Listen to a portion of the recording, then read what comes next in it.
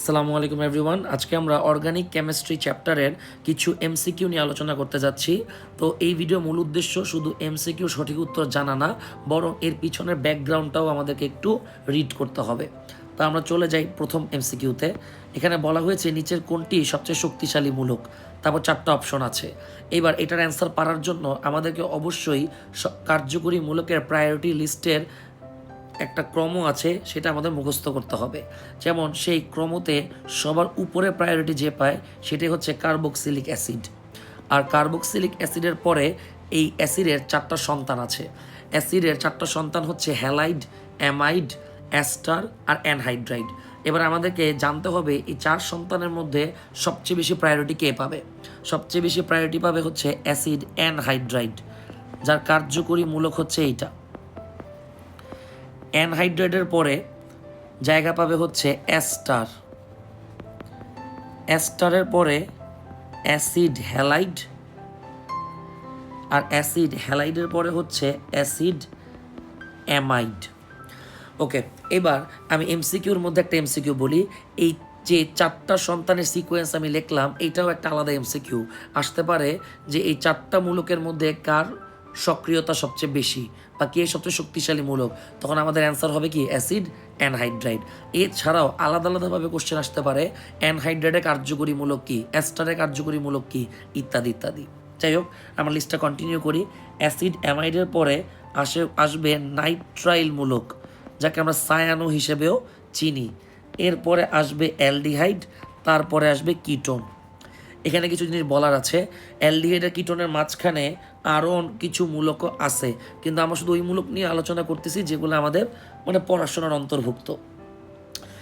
কিটোনের পরে আসবে অ্যালকোহল, তারপরে আসবে অ্যামিন, আর তারপরে আসবে হচ্ছে ইথার। তো এই ক্রমটা আমাদেরকে মুখস্থ করতে হবে। আর এখান থেকে আমরা আমাদের সঠিক অ্যান্সার পেয়ে যাচ্ছি, সেটা হচ্ছে কার্বক্সিলিক অ্যাসিড, যে সবচেয়ে শক্তিশালী মূলক। আর সেকেন্ডে কে আসবে? সেকেন্ডে আসবে হচ্ছে নাইট্রাইল মূলক, আর তারপরে আসবে অ্যালডিহাইড, তারপরে আসবে হচ্ছে অ্যালকোহল। আমরা আমাদের সেকেন্ড কোশ্চেনে চলে যাই। বলা হয়েছে কোনটি অ্যালিফ্যাটিক যৌগ? খুবই সহজ প্রশ্ন। অ্যালিফ্যাটিক যৌগ অ্যারোমেটিক যৌগের পার্থক্য হচ্ছে অ্যারোমেটিক যৌগে সঞ্চারণশীল পাই ইলেকট্রন থাকে। এখানে আমাদের অপশনে আছে অ্যানিলিন, তো অ্যানিলিনের সংকেত হচ্ছে অ্যামিনোবেনজিন। তারপরে বলছে টলুইন, টলুইন মানে আমরা জানি মিথাইল বেনজিন। আর তারপর আছে ফেনল, ফেনল মানে আমরা জানি হাইড্রক্সি বেনজিন। এরা সবাই অ্যারোমেটিক যৌগ, তাহলে ডেফিনেটলি আমাদের অ্যান্সার হবে ইথিলিন অক্সাইড।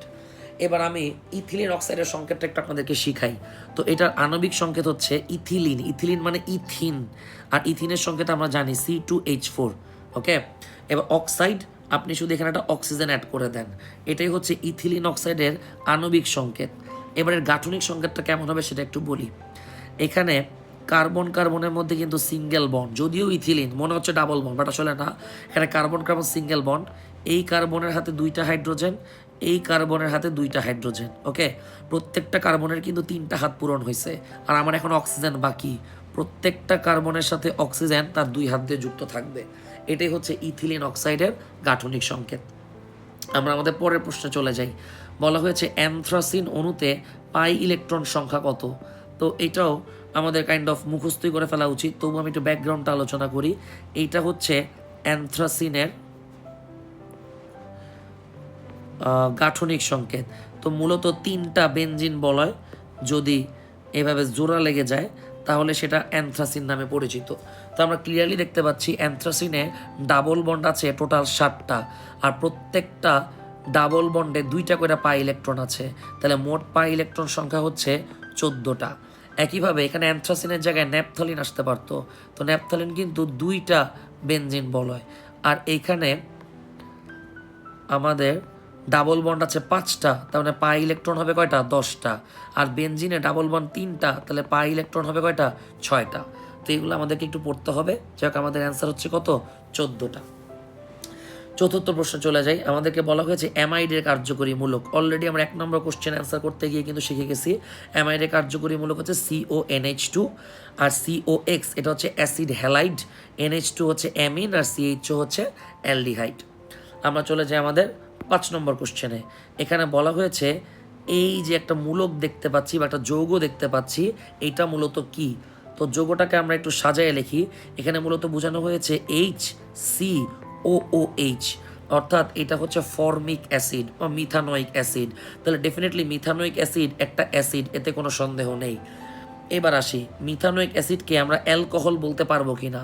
তো অনেকে মনে করতে পারে যে ভাই এখানে তো OH মূলক আছে, তাহলে হ্যাঁ এটা মনে হয় একটা অ্যালকোহল।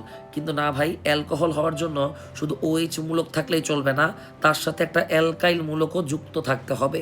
কিন্তু আমরা এখানে কোনো অ্যালকাইল মূলক দেখতেছি না, তাই এইটা অ্যালকোহল না। এবার আসি, এটাকে বিজারক বলা যায় কি না। অলরেডি আপনি অপশন টেস্ট করলে কিন্তু বুঝে যাবেন যে অ্যান্সারটা তাহলে 2-3 দাঁড়াচ্ছে। তবু আমরা ব্যাখ্যাটা একটু দেই যে এটা বিজারক কেন। তো আপনি ক্লিয়ারলি দেখতে পাচ্ছেন এইখানে আমাদের ফর্মিক অ্যাসিডের মধ্যে কিন্তু CHO মূলকটা আছে। CHO মূলক অর্থাৎ অ্যালডিহাইডের মূলক। আর আমরা জানি অ্যালডিহাইড টলেন বিকারক এবং ফেইলিং দ্রবণের মতো দুর্বল জারকের সাথে বিক্রিয়া করে। ওকে, অর্থাৎ জারণ ঘটে। আর আমরা জানি যার জারণ ঘটে সে নিজে কি বিজারক, তার মানে অবশ্যই ফর্মিক অ্যাসিড একটা বিজারক।